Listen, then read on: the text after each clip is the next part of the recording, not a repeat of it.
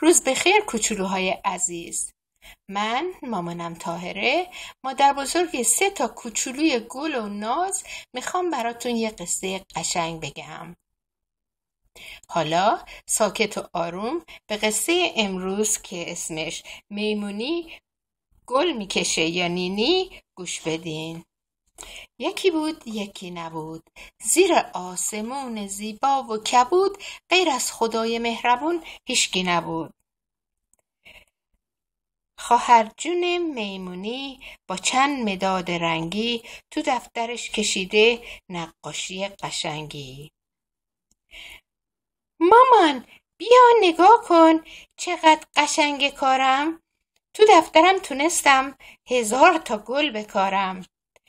بیا ببین گلا رو چه خوشگل و قشنگه، پروانه هم کشیدم بالش طلایی رنگه.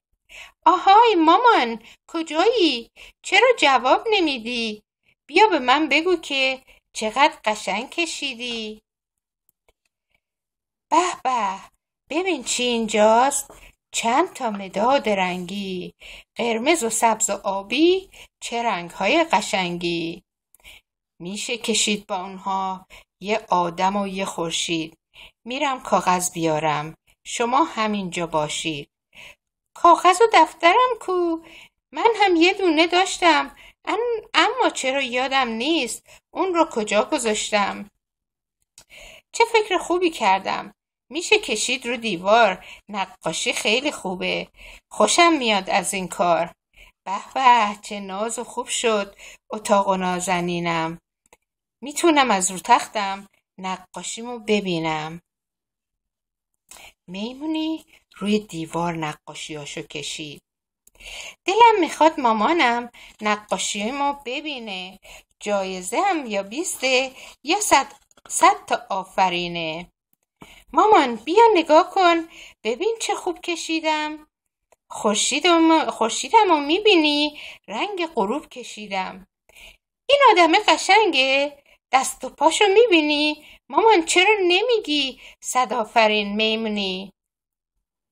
عزیز من نباید خط بکشی رو دیوار، نمیدونی مامانت بدش میاد از این کار؟ نقاشیات همیشه باید تو دفتر باشه. آره مامان فکر کنم اینجوری بهتر باشه.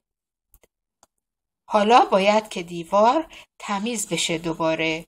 قصه نخور میمونی، زیاد کاری نداره. مامان میمونی یه سطل آب و یک دستمال به میمونی داد که بره اینو بکشه. خیلی دلم میخواد که کمک کنم مامان جون، میخوام ببینم این کار سخت برام یا آسون. باشه بیا کمک کن، یه دستمالم تو بردار، یه خورده نمدارش کن، آروم بکش رو دیوار.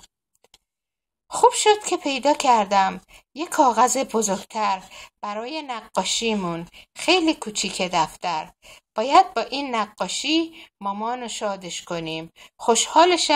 خوشحالیهاش کم شده، باید زیادش کنیم. مامان ببند چشماتو، پشتتو هم به ما کن، برات یه هدیه داریم، برگرد چشاتو وا کن. عکس تو رو کشیدیم با دل مهربونت، حرفات همیشه خوبه، قربون اون زبونت. میمونی با خواهرش یه دونه تابلوی قشنگ نقاشی که کشیده بودن عکس مامانشون رو با قلب ناز مامانشون به مامان هدیه دادن. خب کوچولوهای عزیز، این بود قصه امروز ما. امیدوارم که خوشتون اومده باشه. تا قصه بعد یادتون باشه به روی دیوار یا میز یا جاهای دیگه خط نقاشی نکنین ها. توی دفترچه نقاشی یا روی کاغذ بزرگ نقاشیاتون رو بکشین. نولان، آریا، هیزو، دوستتون دارم تا بی نهایت و ماورای اون.